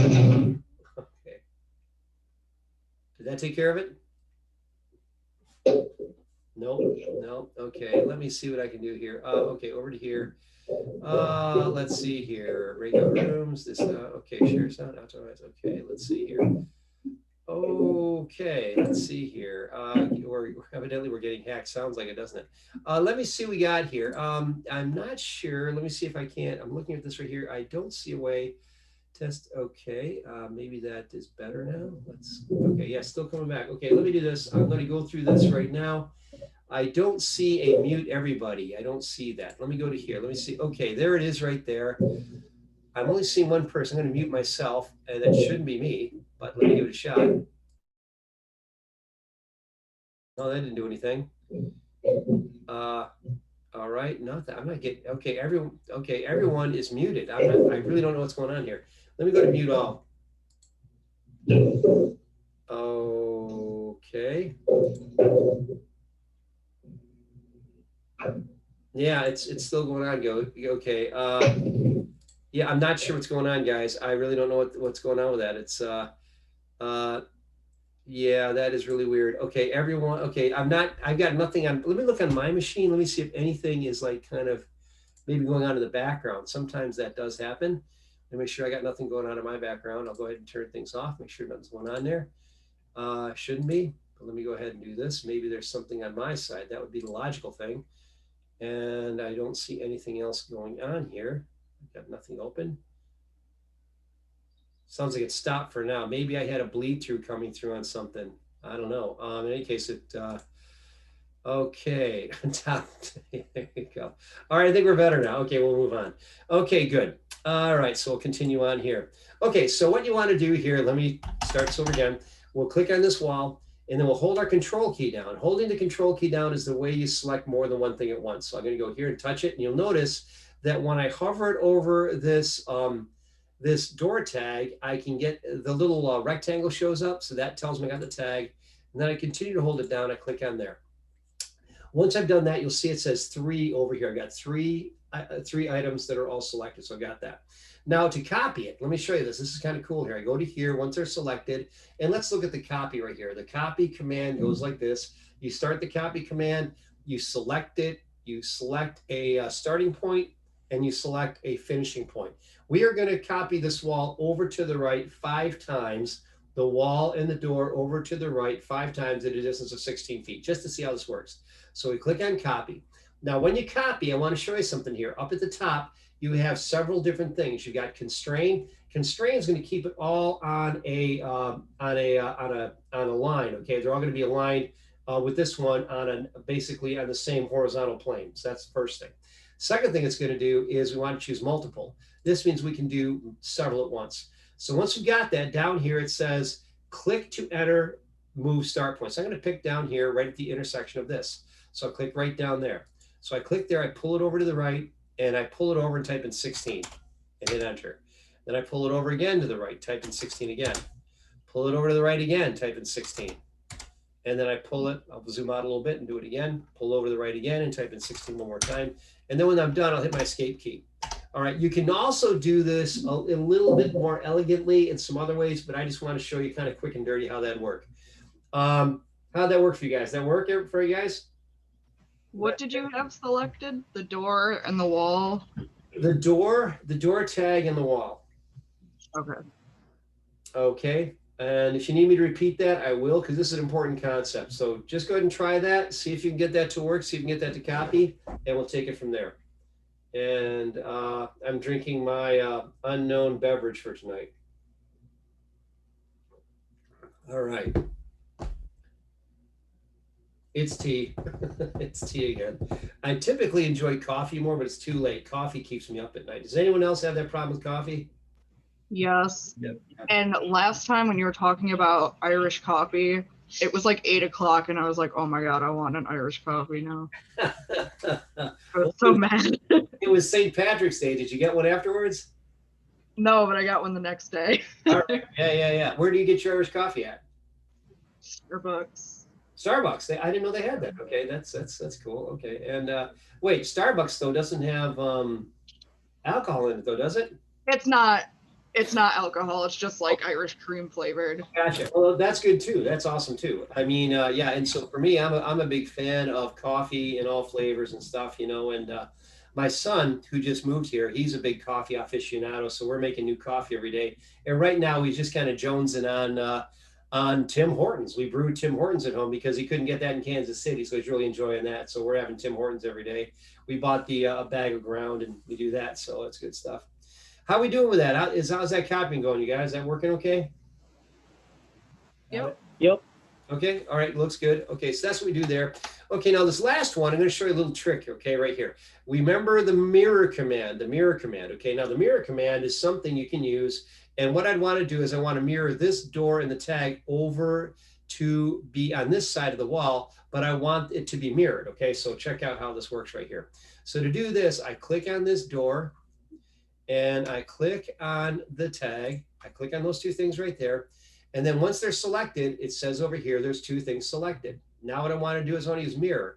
I have the ability of using mirror and picking an axis, or I can draw an axis. I'm just going to pick an axis. So I'll go to mirror, pick axis, click here. And this is my axis point right here. This is what I want to pick. This is a dashed center line. Okay, it's the midpoint between the two walls. Watch what happens when I click on it. Boom. And then I get that. So it flips it right over. So a lot of these commands really are just the same as what we've learned in AutoCAD. It's just the same kind of a thing, only we're going into a little bit more detail. So you've got it right there. So go ahead and do that. And you want to go ahead and make that. And that's how we go ahead and make that work. And we are lurching ahead. We're doing very, very well. So it's so far so good. Okay, so now we're going to do, now that we've done that, I did want to show you something that's a little bit different, and that is how we could place in, I want to show you how to use the rotate command, and I want to make sure we're clear about how this works. Okay, this one, I'll just show you how to do this. Now, to put in this next thing, I'm going to show you guys how to do a couple things here right now. So to do this right now, we are going to add reference planes. Okay, now let me show you what a reference plane is. First of all, a reference plane is just a construction line, is really all it is. All right, so when I put one in right here, it allows me to put a line in my drawing and then place it as I want to. So again, the secret in Revit is just drop the line where you want it to and then adjust it afterwards. That's what you do. So I'm going to click on this line right here, this ref plane. And this one, I know that the center point is going to be somewhere around here. So I want to drag it till I see the center right there? It looks like a circle and a triangle right there. I'll go ahead and turn off, I'll go back to my mouse. So I'll go ahead and hover right here. And let me go back to there again. So architecture, okay, ref plane right here. And I'm going to go ahead and touch it right here. Now you notice that this becomes a circle right here. So I click on circle and I'm going to pull it straight down. Now notice it's just a dashed green line. I can pull it straight down and I go ahead and drop it. That's a reference plane, okay? Now at that point, there's nothing about it. I could actually name it, but I don't want to do that. And now I'm just going to click another one here. Just doesn't matter where, just click here and pull it over. And I just make a cross section. I hit my escape key, all right? I'll hit it again. Now at this point, I've got two lines. This one's right in the center, so that one's good. And now this one, I want it to be exactly 20 feet. Now it's actually 20 feet 2 in some ridiculous dimension there. So I'm gonna click there. And instead of it being 20 feet 2 and 65, 256, whoever heard of such a thing, I'm just gonna type in 20 for 20 feet. Okay, like that. So that's 20 feet. It's pretty straightforward. So go ahead and do that. Those are reference lines, okay? Reference planes route. So put your reference planes in, go ahead and do that. Let me know, give me a thumbs up when you guys get it. Or go to chat and just say got it. And then I'll click off it.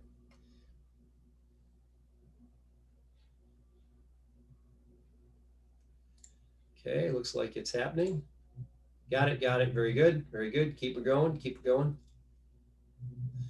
Got it, good. All right, just give you guys a minute more here. And if you need me to do it again, let me know. I can go ahead and do it again. Can you do it again? Yeah, sure. So what you would do right here is when you're working with this right now is what you would do is if I'm going to go and back this out, I'm going to go here and I'm going to back it out. Just going to use my, come on. All right, Control Z. Oh, don't tell me I've frozen up. Okay, there it is, it's gone. Okay, so that's gone. So what you would do is you go to your reference plane right here. You click on this. And when you click, okay, first of all, make sure you see that. You're on your architecture tab. You see reference plane over here to the far right? Yes. Okay, so you click there, and then we're going to go ahead and put it right up here, right here at the center. We're going to click and pull it down. Just pull it straight down and click, just like that. And then it's going to give you a couple extra lines. We don't care about those. Don't worry about those. And then we're going to go over here, and we're going to draw another one that's going to cross it. So I'm going to click right here and pull it straight across and click again. Oop, and I was crooked. So that's okay. I'll do one more and make this one straight. I'll do that. I'll get rid of this one later. So this one, I just click on and delete it. All right. But this one, I'm going to click on it and I want to tell it, I want it to be 20 feet away from this other. Are you with me so far? Yes. Okay. So you click on this and you're going to make that 20 feet away. So now that gives you a great intersection right here for placing something. Okay. So you got a couple of reference planes right here for placing geometry. Reference planes are the way we can get things exactly where we want them. And it's a very, very intuitive way of doing things. So get used to using reference planes. Don't be afraid of them. They're your friends. So you got that. Does that make sense there? Yeah. Okay, great. Now the next thing we're going to do, now we're going to see how Revit allows to place items in here. And to place items in here right here, I'm going to try to wrap this up kind of quickly here. What we're going to do is right here, you see it says component. We're going to look at this right here. And right here, you got this drop down that says place a component. We're going to place a desk right here. We're going to do this. So we're going to place this component, click on place a component, and you'll notice there's a desk right there. See that desk? So you're going to pull the cursor right down to here, and then you'll notice that the cursor is attached, the desk is attached to your cursor. Now, it's in the wrong configuration. I actually want it to be flipped straight up. So to change this, I hit my space bar. Watch what happens when I hit my space bar. Boom. When you hit your space bar, it's going to rotate it. Okay, so you hit your space bar, it's going to rotate in different configurations. So once you got it one time, once you hit it, and if you continue hitting your space bar, it'll rotate it all the way around. Okay, but I'm just going to take, I'm going to plant it right here at the intersection of these two lines. So I'll zoom in and make sure I'm there, and I'm just going to plant it right there. See how it finds it automatically, and I click, and then when I've got that, I hit my escape key. Y'all got that? Okay. Mine's not lining up with the vertical lines, just lining up with the horizontal. Okay, well, if that's doing that, click on it again. And then what you want to do is you want to grab it by the corner and try to place it in there again.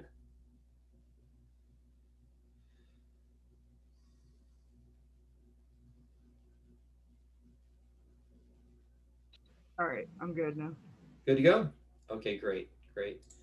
All right, and yeah, zooming in helps.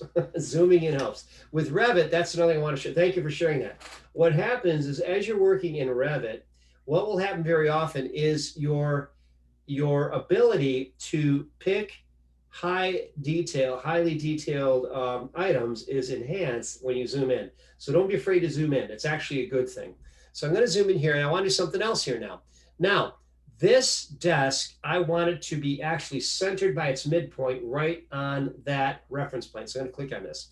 So I'll click on this and watch what I can do. It turns blue. Once I do that, it turns blue. Now, fortunately, I can grab it right around When I click on this, I can go ahead and use my move command here. I click on my move command. When I click on my move command, you'll notice that I can grab it right here. Notice that it finds this midpoint. You start the move command, you find the endpoint, you click on it, and you're going to move it right to there. Boom. That's what you want it to do, so that it splits its difference on those two lines. So it basically is centered on that line. Okay, does that make sense? That's Yep. Did that help, Brooke? Yeah. Got a winner? Okay, so we're gonna move through here, and you guys are holding up great. Okay, now this last thing we're gonna do, I'm gonna take this desk and I am going to rotate it all the way around here. Okay, so this is the rotate command. The rotate command is pretty simple, but it's also, I'm gonna make what's called an array.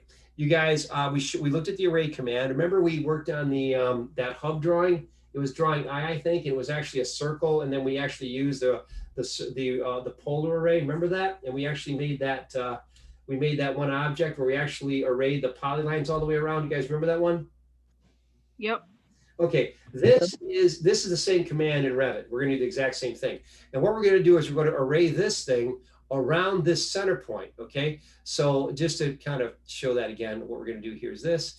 This is going to be your center point right here. So you're going to array this thing all the way around here. That's what we're going to do. So to do that, this is what we're going to do. We're going to click on this first of all. You click on that. So when you click on that, it opens up all your AutoCAD tools right here. Okay, all your AutoCAD tools.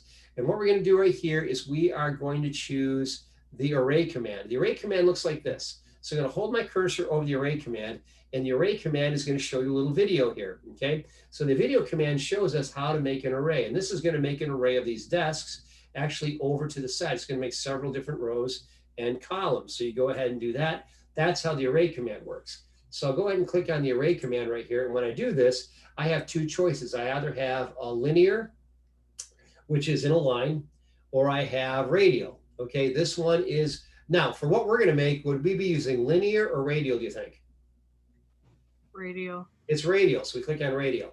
Okay, now here's where it gets interesting here. We're going to go ahead and we're going to create 15 items here. Instead of 3, we're going to put in 15. We're going to go ahead and circle all the way around here, then we'll erase what we don't want. It's easier to do it that way. So now that we've got that, we're going to say, we will go ahead and we'll just go ahead and use move a second. That's fine. And let's see here, 15. And you're gonna uncheck group and associate. Uncheck group and associate. This is important. So we choose radial. We uncheck group and associate. We go to number being 15. And let's see here, what's next after that. And then we're going to say move to second is right there.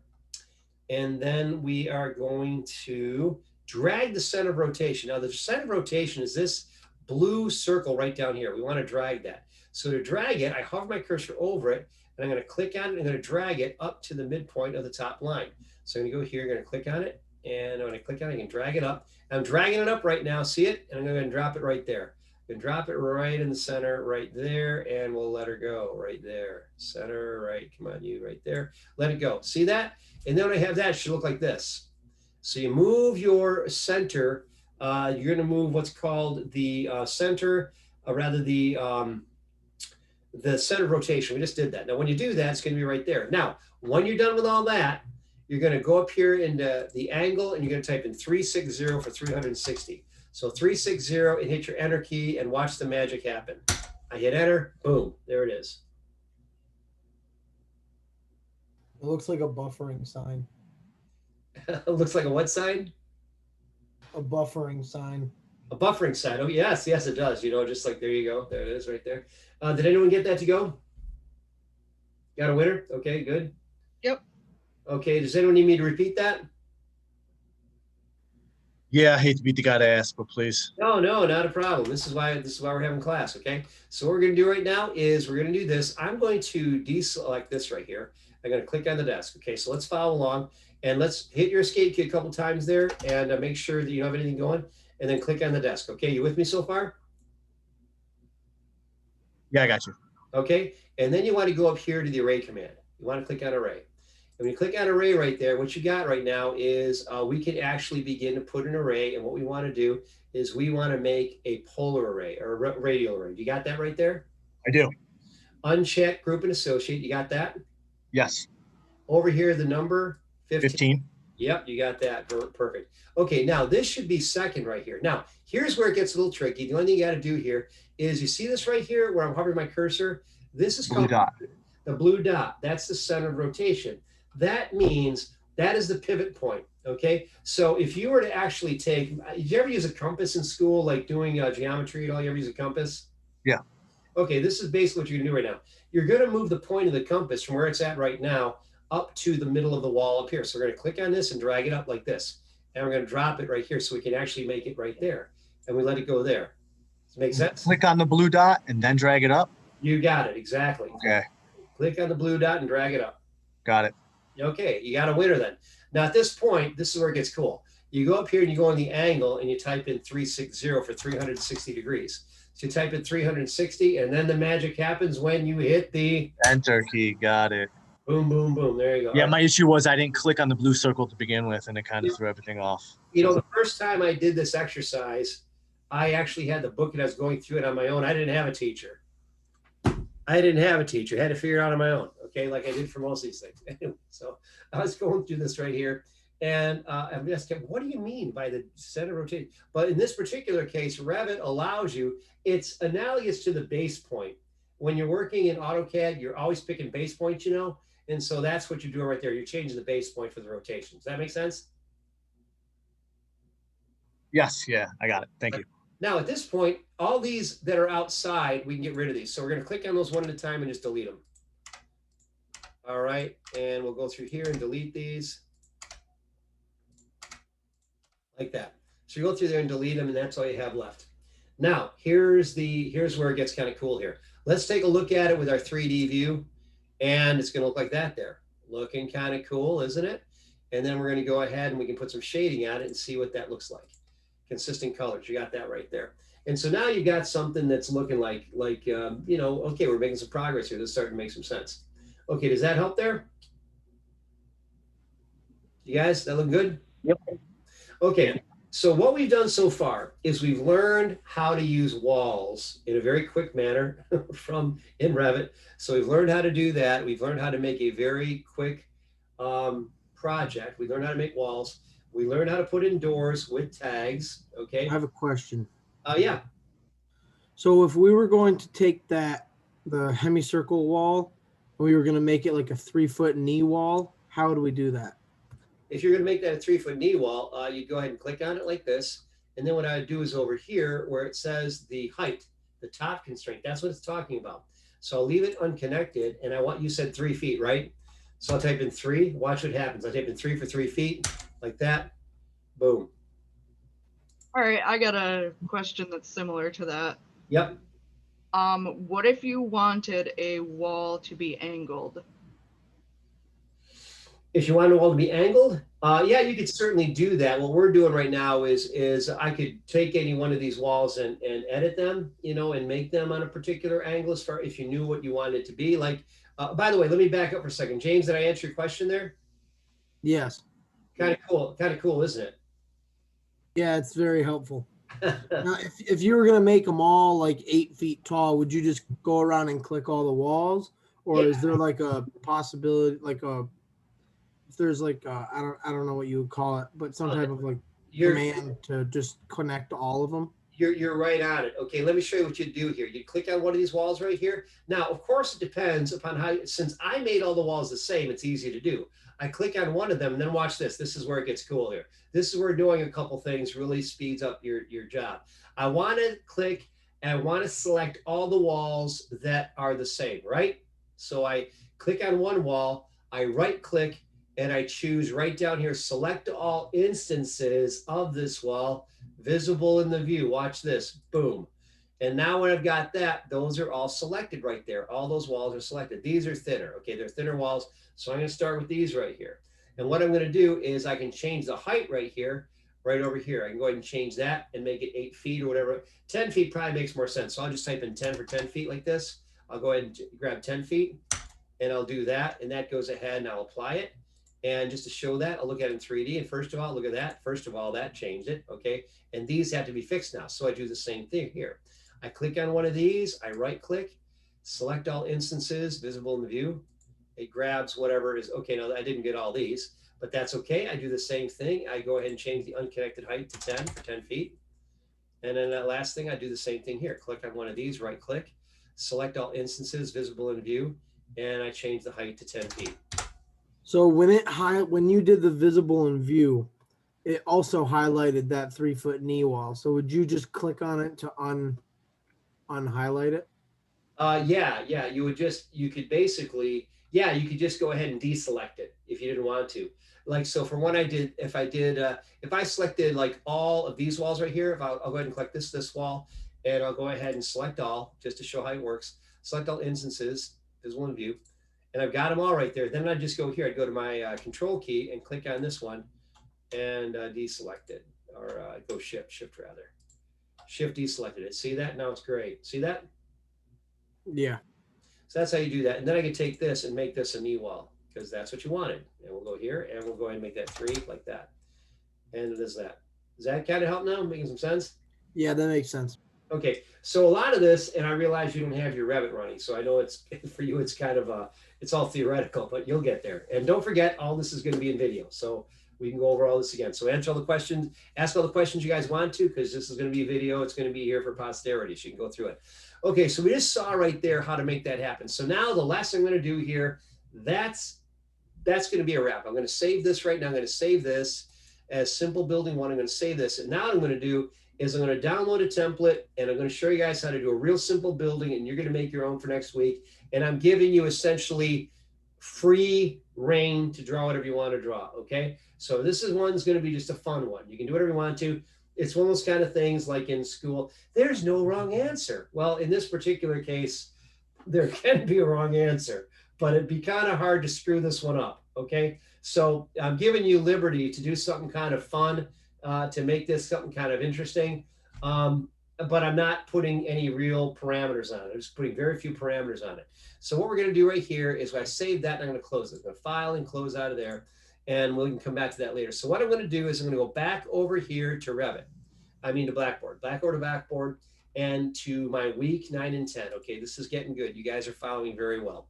So what I've got right here is I've got Revit practice. This is where I'm going to upload the basic house. The red is what you're going to upload for next week. The red, okay, that's one right here. That's the Revit practice basic house.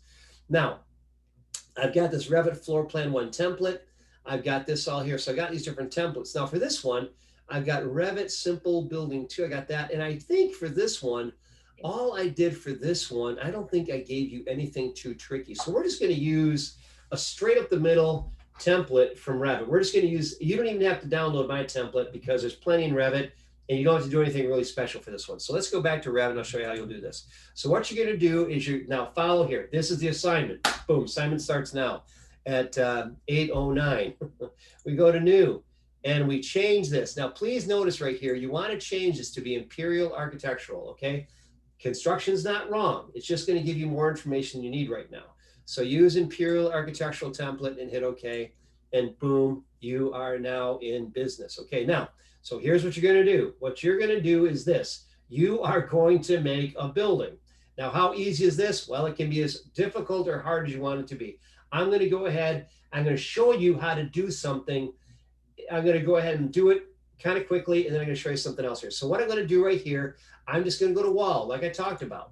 And then when I go to wall, I'm going to make a rectangle. Okay, we talked about a rectangle. I'm going to make a real simple building right here. This is just to prove you guys understand what I'm doing. So you're going to click here, you're going to click here, and I'm going to make it 30 feet by 30 feet. Okay, I made it too big. So I click here, type in 30. I'm going to click in here and type in 30 again right there. Now, one thing about this is while I still have this going on right now, I can change the height. And instead of it being unconnected and making it 20 feet tall, I'm going to say just go to up to level 1. Okay, that's going to make life a little bit easier. So it's going to say up to level 1 right there. So it's going to do that. Okay, top of the wall. Okay, okay, we'll cancel out of that. Let's just go ahead and put that in there, and we're good to go there. Let's take a look at how it looks. So we go to there, and that's what we have right there. So I click on this, and let's see what my height is right there. Let's see, we got that. That looks good. I'm going to take a look at it in my over here, make sure that it is that it's actually, I don't think it's 10 feet. I think it went too big, but that's okay. We can fix it. And I go to here. Yeah, it's too tall right now. So when it's too tall, I go back to level 1. I'll click on this, and to grab all my walls, we saw this before. I click on one wall, I right click, and I go to select all instances, visible in view. And then I don't want to make this too complicated, but we're just going to go ahead. We're going to make this say it goes up to level 1. So when you look at it, top of the wall is lower than the base of the wall. Okay, why is it doing that? Up to level. Okay, let me do this top constraint. Oh, okay. I need to do this. I need to make it. Yeah, let me try that again. Right click, select all instances, visible in the view, unconnected. And then here, I'll just go ahead and make it 10 feet. So, yeah, it doesn't, okay, it doesn't like that right there, does it? So if I go up to level 1, is it up to level 2? Let me see if it'll let me do that. Up to level 2, hit apply. Okay, it likes that. So, and now that'll take a look at it in 3D again, make sure it should look roughly like that, okay? And if it helps you, you can actually change this to look like brick. That might be helpful for you, okay? But I'm just gonna go ahead and I'm gonna leave it alone right now, and then I can take a look at it and shade it and say, okay, looks like that, looking like something right now. We're good to go. 30 foot by 30 foot back to here. Now, what you would do at this point is you would go ahead and put in some doors and some windows. So we saw how to do the doors. You're going to go to door right here.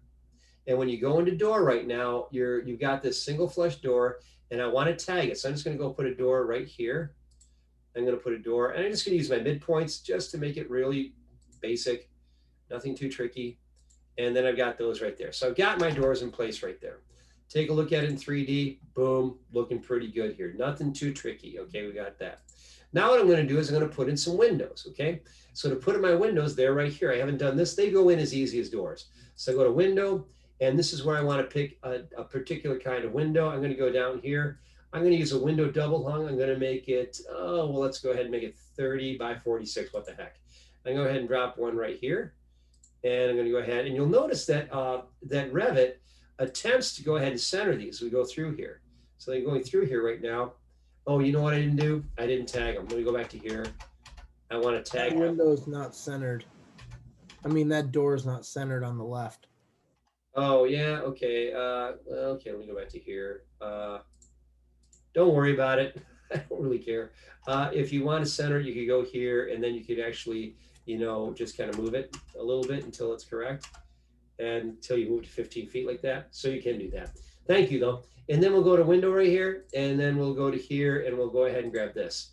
Now, I didn't do one thing, and I'm going to go tag on place. We're going to go right here. And you see that 7'7" right there? So I'm just going to go ahead and put these in here. And just try to get them centered, just because it's, you know, just to kind of keep it nice and neat. And you'll notice that Revit is kind of looking at me saying, oh, I bet you want to center this, don't you? And, you know, you can go ahead and say yes. And I'm just doing a very basic thing just to show how this works. Okay, so I do all that. And now you'll see they've all got tags. And I take a look at 3D. Now it's looking like something. And now you could actually do this. And you could go ahead and change the consistent colors or something else looks like that. That's starting to look like something. And this is where you could also click on one of these walls.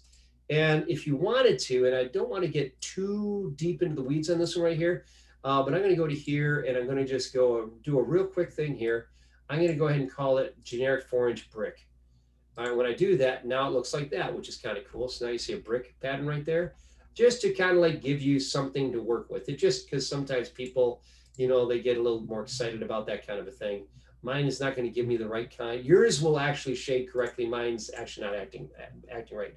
So once I've got that, well, I'm missing two things. I'm missing a floor and I'm missing a roof. I'll show you how to make those real quickly. So back to level 1. So to make a roof, I'll show you how to make a roof right now. So to make a roof, this is real straightforward. You'd go to roof right here, and you can make a roof by a footprint. And essentially, I'm just going to trace the outside. That's all I'm going to do. Now, let me ask you a question. When you make a roof, do you think it's a good idea to have an overhang? Yeah, I think so.